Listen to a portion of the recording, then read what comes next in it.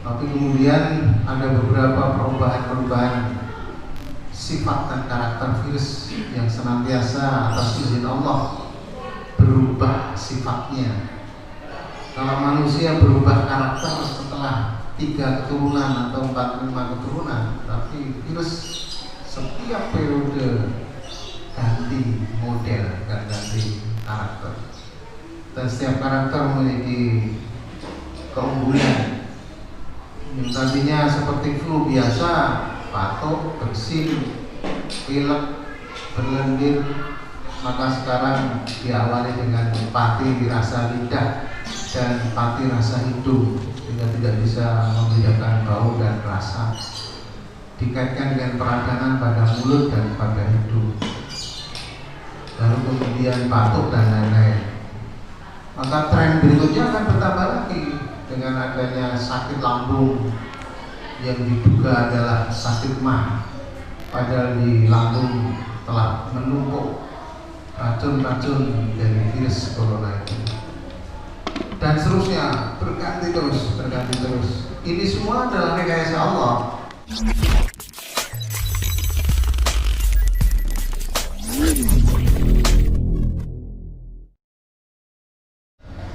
Karena itu mari kita bersyukur kepada Allah dengan syukur yang sesungguhnya. Salam dan salam, mari kita senantiasa berdoa kepada Allah. Mudah-mudahan Allah senantiasa mencurahkan salawat dan salam pada Nabi kita Muhammad sallallahu alaihi wasallam, pada keluarga, sahabat, tabi'in. Kita masih diuji Allah dalam suasana pandemi COVID-19 yang sekarang ini agaknya putaran kedua, yang memiliki tren kecenderungan tambah terus. Karena itu kita harus senantiasa sabar dengan ujian ini, senantiasa berpegang teguh kepada keyakinan pada Allah yang meletakkan semuanya ini, dan insya Allah kita diberikan kekuatan untuk menghadapinya, dan senantiasa berikhtiar dengan selalu cuci tangan dengan sabun, pakai masker, dan jaga jarak, meningkatkan ketahanan tubuh, stamina tubuh dengan senantiasa sholat sunnah, dan senantiasa memperbaiki gizi, istirahat yang cukup, dan berdoa kepada Allah. Senantiasa kita berada pada kekuatan atas izin Allah SWT.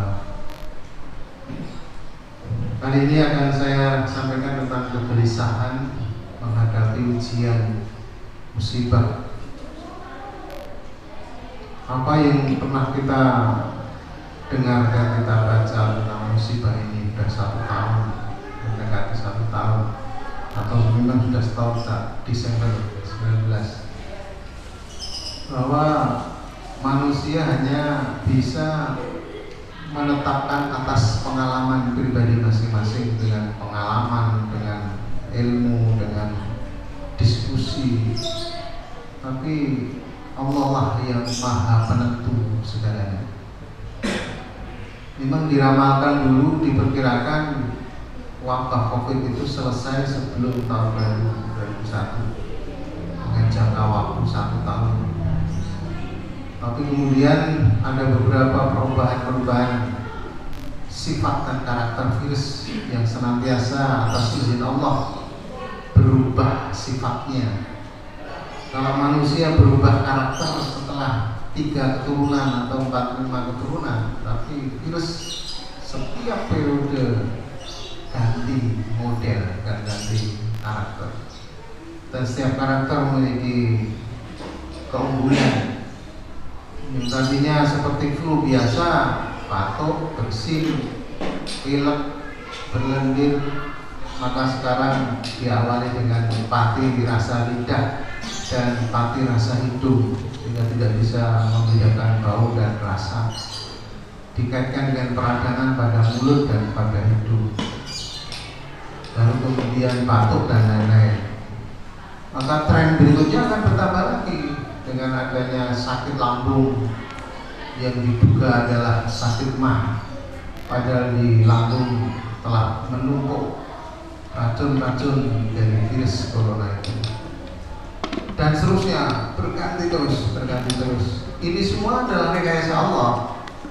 Kita nggak boleh menyalahkan siapa-siapa, rekayasa Allah. Maka pegangan yang harus kita pegang kuat-kuat talinya, tali Allah, hubungan dari Allah SWT. Jawab sungguhnya Allah menjelaskan tentang karakter manusia kalau diberikan ujian cobaan, keluh kesah, kalau diberikan kemudahan, kelonggaran, pelik. Allah jelaskan dalam surat Al-Ma'arij surat ke-70 ayat 19, A'udzubillahi minasyaitonirrajim. Innal insana khuliqa halu'a idza massahu syarru jaru'a wa idza massahul khairu manu'a. Itu artinya sungguhnya manusia diciptakan bersifat keluh kesah lagi kikir. Apabila ia ditimpa kesusahan, ia berkeluh kesah, dan apabila ia mendapat kebaikan, ia amat kikir. Masyaallah muslimin rahmatullah, apa yang telah disampaikan Allah ini ada, dan memang Allah yang menciptakan manusia tahu persis gambar tentang manusia. Kalau begitu, apakah kita sekarang yang sedang berkeluh kesah, yang sedang menghadapi ujian ini harus berbuat kikir? Tidak. Kita harus senantiasa berprasangka baik kepada Allah dengan senantiasa untuk bersabar dan melonggarkan sesuai kemampuan kita, memberikan infak, memberikan bantuan ketahanan pangan, memberikan saran dan anjuran untuk bersabar dan sholat, bukan kemudian menutup diri dan berpikir karena Allah menciptakan manusia kalau diberi keluh kesah, kalau diberikan masalah terus pikir, terus kita laksanakan, bukan begitu. Masalah muslimin rahimahullah. Kemudian Allah juga jelaskan dalam surat At-Taha ayat 123, A'udzubillahi minasyaitonirrajim. Faman ittaba'a hudaya fala yadhillu wala yashqa. Lalu barang siapa yang mengikuti petunjukku, ia tidak akan sesat dan tidak akan lagi celaka. Apa yang telah kita miliki untuk membantu saudara-saudara kita yang terkena dampak dari COVID, entah sakit, isolasi mandiri, otomatis dia harus dibantu karena tidak boleh keluar rumah dengan khawatirkan nanti membawa dan menyebarkan virus. Dia butuh makan, butuh minum, dan butuh pengayoman, rasa tentram. Harus kita layani dengan berbagai cara sesuai dengan diletakkan. Tetap jaga jarak, pakai masker, cuci tangan. Tapi ketahanan pangan kita sampaikan, kita berikan dengan berbagai kemampuan itu. Dengan HP kita berikan saran, dengan WA kita berikan motivasi. Begitu caranya, bagaimana kita bersahabat dan menyambung silaturahim dengan sesama muslim. Masalah muslimin rahimahullah, puncak dari kegelisahan itu adalah ketidakjelasan informasi. Dan ini berkaitan dengan ketetapan virus, informasi tentang bagaimana sifat virus, perkembangan selanjutnya, dan bagaimana bertahan diri bersama virus di antara kita ini. Bahasa-bahasa kita lawan virus, kita musuh virus, itu bahasa-bahasa untuk menyebarkan semangat maksudnya. Tapi kalau tidak tahu bagaimana caranya dan sifat dari virus, bagaimana menghindari virus, bagaimana, ya bingung. Maka sudah diberikan protokol kesehatan minimal 3M itu, menjaga jarak, memakai masker, dan Cuci tangan itu bagian yang terkecil, ada 9 atau 10 bagian. Mengatur tatanan tubuh, menguatkan kesabaran dan keimanan, keyakinan bahwa semua itu adalah ketetapan Allah. Dan kita senantiasa tidak boleh ngelokro dan tidak boleh berkeluh kesah dalam menghadapi ini. Kita harus tetap beraktivitas dengan beberapa ketentuan tadi. Karena itulah, maka apabila kekhawatiran itu senantiasa berada pada hati kita, berarti keimanan kita yang masih perlu kita perkuat. Rasulullah SAW bersabda dalam sebuah hadis riwayat Bukhari yang artinya, aku teringat ada emas pada kami dan aku khawatir emas tersebut menghalangiku dari bertawajuh atau menghadap Allah SWT. Lalu aku pun menyuruh untuk membagikannya. Ini adalah kekhawatiran tentang amal perbuatan kita.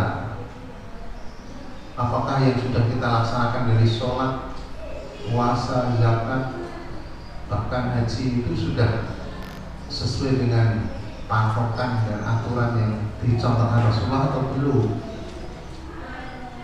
Sholat yang kita laksanakan sehari-hari ini masih menurut prasangka dan pikiran kita atau sudah kita cocokkan dengan contoh-contoh Rasulullah tentang sholat? Ini harus kita perbaiki.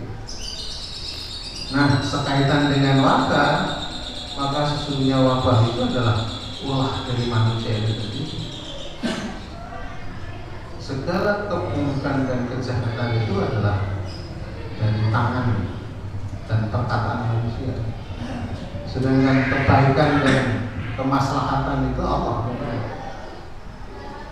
Allah menciptakan makhluknya berada pada habitatnya, pada tempatnya. Tapi manusia yang memindahkan tempat tinggal itu sehingga manusia yang kena efeknya. Tubuh kita itu dihidupkan kuman-kuman sebagai makhluk agar selalu senantiasa berbuat baik. Manusia berbuat baik dengan makhluk yang dalam tubuh kita. Kalau manusia tidak diberikan makhluk lain, entah itu kuman, entah itu jamur ataupun parasit, maka manusia tidak akan bisa hidup. Namun makhluk lain yang dalam tubuh kita itu sudah ditetapkan pada tempat-tempatnya, pada lokasi-lokasinya. Ketika berpindah lokasi maka rusak dan merusak, sifatnya merusak nanti. Kuman yang ada di bulu hidung, yang ada di permukaan hidung pindah ke saluran kerongkongan, rusak kerongkongan kita. Siapa yang memindahkan ke sana? Ya manusia lah.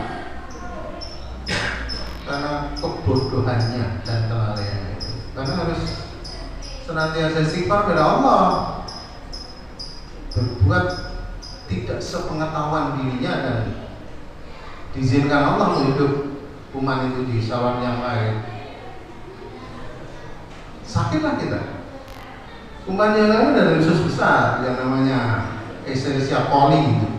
Itu tugasnya adalah untuk memfermentasi sisa-sisa makanan di usus sehingga nanti yang masih layak dipakai diserap di usus yang tidak dibuang. Tapi ketika coli nanti keluar bersama feses, kemudian ada kesempatan masuk ke dalam usus lagi, maka berbahaya. Infeksi coli, diare, radang usus, luka pada usus, bahkan bisa sampai ke kanker usus. Siapa yang memindahkan itu? Manusia. Kenapa coli bisa keluar? Atau kenapa coli dari luar permukaan tanah air bisa masuk ke dalam mulut kita ini? Karena manusia juga, karena joroknya, karena tidak bersihnya dan tidak berhati-hati. Masyaallah muslimin rahmatullah. Jadi kegelisahan yang ada pada manusia itu karena kebodohan dan karena banyaknya buat dosa manusia. Ketika keyakinan keimanan takwa, ilmunya kita perbaiki, rasa pasrah dan ketaatan kita kepada Allah ditingkatkan, insya Allah kita akan dijauhkan dari kegelisahan itu. Masyaallah muslimin rahimahullah. Kemudian Allah juga jelaskan dalam surat Al-Mu'minun ayat 60. A'udzubillahi minasyaitonir rajim. Bismillahirrahmanirrahim. Alladzina yu'tuna ma atau wa qulubuhum wajilatun annahum ila rabbihim raji'un. Dan orang-orang yang memberikan apa yang telah mereka berikan dengan hati yang takut karena mereka tahu bahwa sesungguhnya mereka akan kembali kepada Tuhan mereka. Masyaallah muslimin rahimahullah. Inilah sebagai upaya untuk mengurangi kesalahan dan dosa, entah itu dalam bentuk rezeki maupun ilmu maupun energi dalam tubuh, harus kita bagikan kepada yang lain, digunakan untuk meringankan, membantu keringanan pada orang lain yang sekarang sedang kena dampak dari COVID kah, entah itu dari kesehatan, dari ekonomi, dari kesulitan, semuanya itu sesungguhnya apa yang kita berikan hanya mengharap ridho Allah SWT. Maka insya Allah dengan ridho itu kita akan mendapatkan ketenangan, dan ketenangan itulah modal untuk melanjutkan kehidupan. Tubuh kita tidak mau hidup dengan kegelisahan. Kegelisahan itu diibaratkan seperti air dalam bejana yang dikocok, partikelnya mubal. Inilah yang menyulitkan tubuh kita untuk menyusun partikel untuk menjadikan satu generasi pengganti sel-sel yang lain. Karena mengganti sel-sel tubuh yang lain, entah karena rusak atau karena sudah waktunya mati, itu butuh mencari bibit partikel molekul yang ada dalam tubuh itu. Untuk mencari maka butuh molekul yang tenang, bahasanya ngendap, sing reget ngelumpuk, sing resik ngelumpuk. Ketika mubal, reget disipuk, resik disipuk, akhirnya bahan baku untuk menyusun sel-sel tubuh asal-asalan. Ibarat bangunan semen karo ladu karo pasir jadi hiji, kualitasnya elek lah.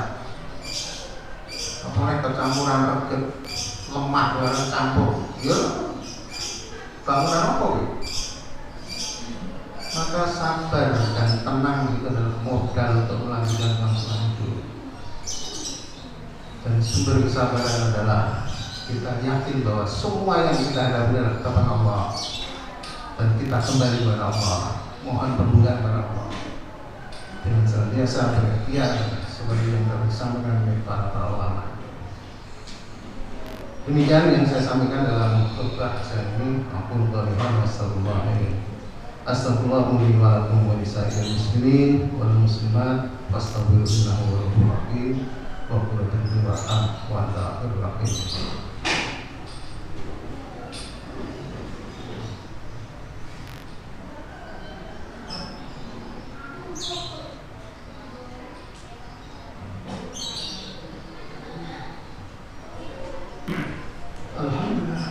Alhamdulillah, salatu wassalamu ala asyrafil anbiya'i wal mursalin wa ala alihi washabbihi ajma'in. Asyhadu an la ilaha illallah wa la syarika lahu wa asyhadu anna Muhammadan abduhu wa rasuluh. Allahumma shalli ala Muhammad wa ala alihi washabbihi ajma'in. Qala ta'ala billahi minasyaitonir rajim. Bismillahirrahmanirrahim. Ya ayyuhalladzina amanu taqullaha wa la tamutunna illa wa antum muslimun. Dalam khutbah yang kedua ini saya tekankan kunci kesabaran itu ada di hati, bukan di otak. Otak itu tempat transitnya informasi, baik itu informasi yang jelas maupun yang tidak jelas. Tapi dari otak nanti akan diturunkan ke hati.